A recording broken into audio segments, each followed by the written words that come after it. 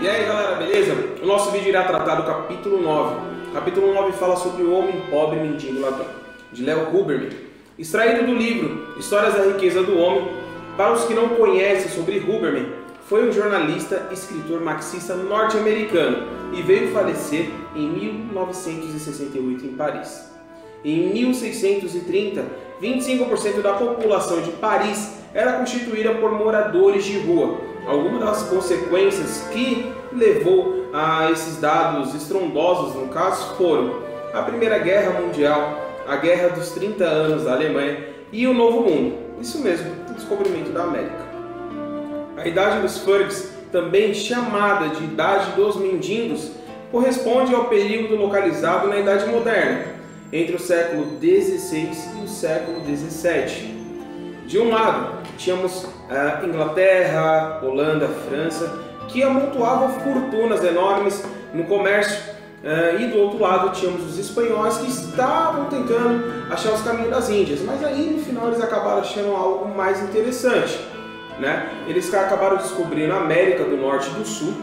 Dentro dessa descoberta, México e Peru acabou sendo os mais afetados pela exploração e extração do ouro e da prata. Em 55 anos, ali entre 1545 e 1600, calculam-se que foram trazidos 2 milhões de libras esterlinas para a Casa da Moeda Espanhola. Mas aí você deve estar se perguntando, o que essa informação tem a ver com o texto?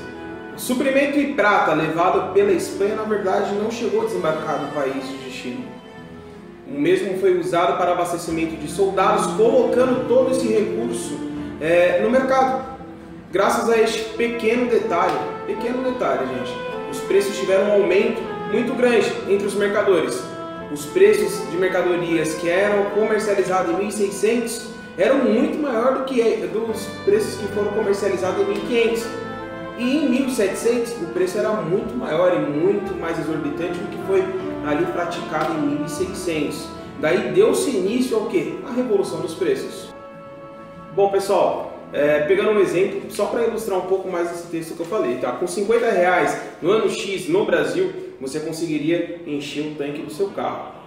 Hoje, com 50 reais você não consegue colocar nem metade do que você colocava no ano X, ou seja, você acaba gastando mais para colocar a mesma quantidade que você colocava anteriormente. Bom, para demonstrar um pouco sobre a fala da população naquela época com relação ao que aconteceu, eu vou estar chamando a minha colega aí, Ana, só para... E aí, gente, tudo bem? Como o Felipe estava falando sobre o aumento de preço, ele deu até um exemplo, eu vou falar como a população estava agindo na época, que costuma ser muito parecido com o que a gente está vivendo hoje. As pessoas, elas meio que tentam achar um culpado para poder colocar a culpa daquilo que está acontecendo, sobre a crise do país, do reino e afins. Só que na época, Jean Bodin, ele foi a fundo disso para poder explicar o porquê de estar acontecendo essa crise. Quanto mais abundância do ouro e da prata, mais as coisas ficavam caras. E quanto mais escassas, mais as coisas ficavam baratas.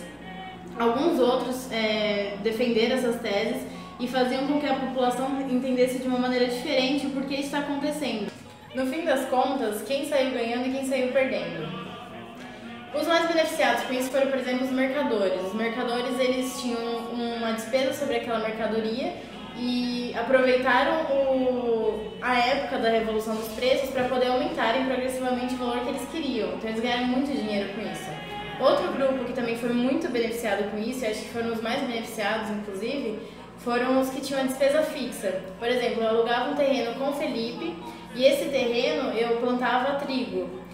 O preço do trigo subiu e no meu contrato com o Felipe era um contrato de 5 anos. Quando o preço do trigo subiu, eu ganhei sobre aquele trigo o dobro, o triplo e assim foi. E o meu contrato com o Felipe continuou sendo o mesmo valor, mantinha o valor do contrato. E os menos beneficiados? Tem o exemplo do governo. O preço das coisas aumentaram para eles, as despesas deles aumentaram, eles não estavam conseguindo equilibrar. Eles não estavam repassando os impostos para a população.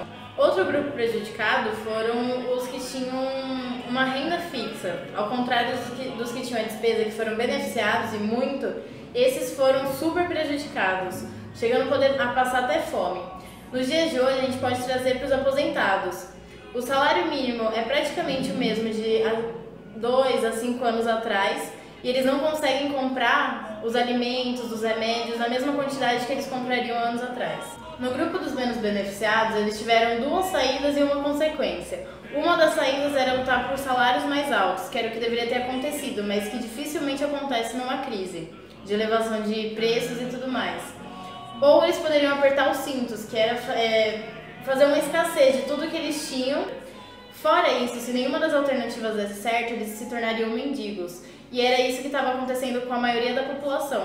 E a situação dos donos de terra, como ficou? O Paçoca vai falar para vocês. Olha, então, eu sou o Paçoca, eu vou continuar aqui o assunto que a Aninha estava falando sobre a questão, então, de quem tinha terra. Como que ficou para eles com a situação, com a mudança da evolução dos preços. Quem tinha terra, eles começaram a perceber a terra com maior valor. Então, eles começaram a querer ganhar mais dinheiro com essa terra.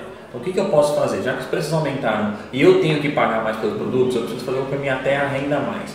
Como que eu posso fazer isso? Começou a se trabalhar numa ideia de mudar o tipo de cultura.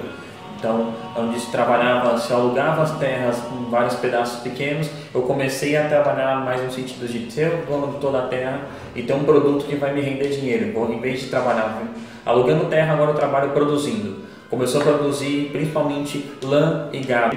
E uma terra em que eu trabalho com gado, ou com um gado caprino ou gado bovino, eu não preciso ter tanta gente trabalhando lá. Então eu tenho investimento menor em mão de obra, o que vai gerar então um lucro maior no fim das contas, porque eu gastei menos para conseguir esse produto. E fez com que viesse mais ainda gente sem renda, com desemprego, que eles não tinham mais terra onde trabalhar. O número de empregados dentro da fazenda era menor porque o tipo de cultivo era outro, agora era de gado, não era mais de agricultura, e isso fez com que aumentasse o número de desemprego, logo, por consequência, como a Ana falou, uma das saídas acabou sendo aumentar o número de mendigos. A terra deixou de ter um valor só pelo que ela produzia, a terra passou a ter um valor agregado a ela mesma. Só de ter terra você tem poder e você tem dinheiro, porque a terra virou um recurso escasso, virou um recurso finito, e isso fez com que gerasse mais ainda poder para os latifundiários.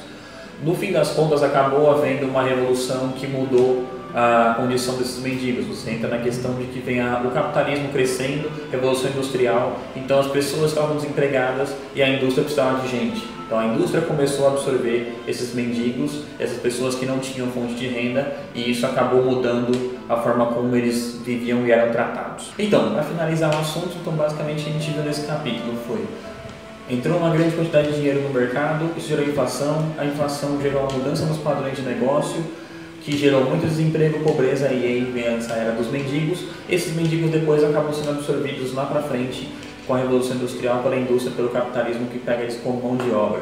Então a gente pode ver que a questão aí toda o poder ele vai mudando de mão em mão, mas basicamente ele se mantém aonde há o dinheiro. O dinheiro determina quem define quem está na vantagem na situação sempre.